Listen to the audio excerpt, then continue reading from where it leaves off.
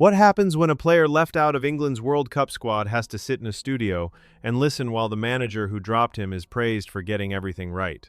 That was the uncomfortable moment Harry Maguire found himself in during the latest episode of Times the Rest is Football Times on Netflix. England had just opened their World Cup campaign with a dramatic 4-2 win over Croatia.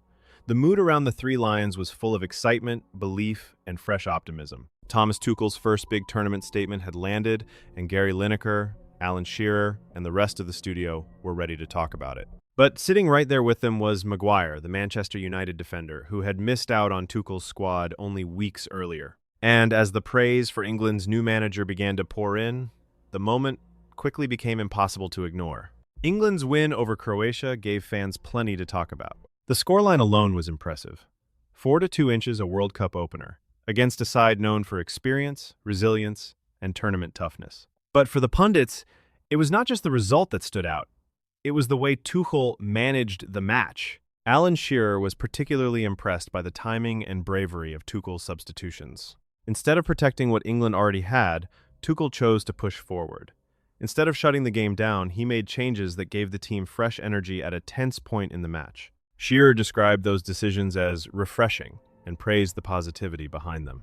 Jed Spence came on and nearly scored, only being denied by a strong save. Marcus Rashford was also introduced, and he made his impact count by scoring a wonderful goal. For Shearer, that was the biggest sign of Tuchel's approach. This was not a manager trying to survive. This was a manager willing to be bold. The message was clear. England were not going to play scared. They were not going to retreat when the match became difficult. Tuchel had made choices at the right time, and the studio felt those choices had helped turn a difficult moment into a statement performance. Shearer suggested that Tuchel's attitude after the match showed exactly how he wanted to lead this England team. Positive, direct, and committed to his own way. And then came the awkward part. Gary Lineker turned the conversation toward the squad itself, and whether England's performance made sense of some of Tuchel's selection decisions. That question immediately carried extra weight because Harry Maguire was sitting there. Maguire was not just any former England player watching from the outside. He was one of the most experienced defenders of the modern England era. A player who had represented his country at major tournaments, and someone who had openly admitted he was shocked and disappointed to be left out. Lineker appeared to realize the sensitivity of the moment, quickly adding that there was one exception. But the tension had already arrived. Maguire looked slightly uncomfortable as the discussion continued, and it was easy to understand why. The studio was praising Tuchel's bravery, praising his decisions, and praising the direction of a squad that did not include him. For any player, that would be hard to hear. For someone with Maguire's England history, it was even more painful. The deeper context makes the moment even more striking. When Tuchel announced his squad in May, Maguire made no secret of how he felt. He said he believed he could have played a major role for England during the summer, and that the decision had left him shocked and gutted. He also made clear how much representing England meant to him. Pulling on the shirt had been one of the great honors of his career, and even after missing out, he wished the squad all the best.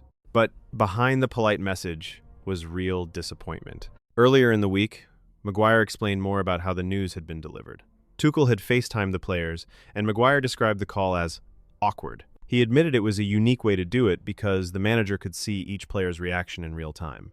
Maguire said he told Tuchel straight away that he was disappointed. In his view, he had done enough to be included. He felt he could have helped England not only on the pitch, but also around the squad. Tuchel's explanation was simple. According to Maguire, the manager said he had chosen to stay with the 4 defenders who had carried England through the autumn. For Maguire, that was tough to accept. He had been selected for the March camp under Tuchel. He felt he had performed well in both matches. Then he returned to Manchester United and believed he finished the season strongly. So when the final squad came and his name was missing, it hit hard. That is why the Netflix studio moment felt so uncomfortable. It was not just a punditry debate. It was not just analysis of tactics or substitutions. It was a reminder, happening live in front of him, that England had started their World Cup journey without him, and that the early verdict on Tuchel's decisions was overwhelmingly positive. For Lineker and Shearer, the conversation was about England's future. For Maguire, it was also about a painful personal omission. And that contrast created the awkwardness everyone could feel. In the end, England's 4-2 win over Croatia did more than give Tuchel a strong start.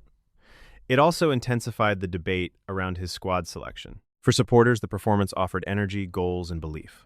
For the pundits, it was evidence of a manager willing to make positive decisions at decisive moments. For Tuchel, it was a statement that this England side may be built to attack pressure, not hide from it.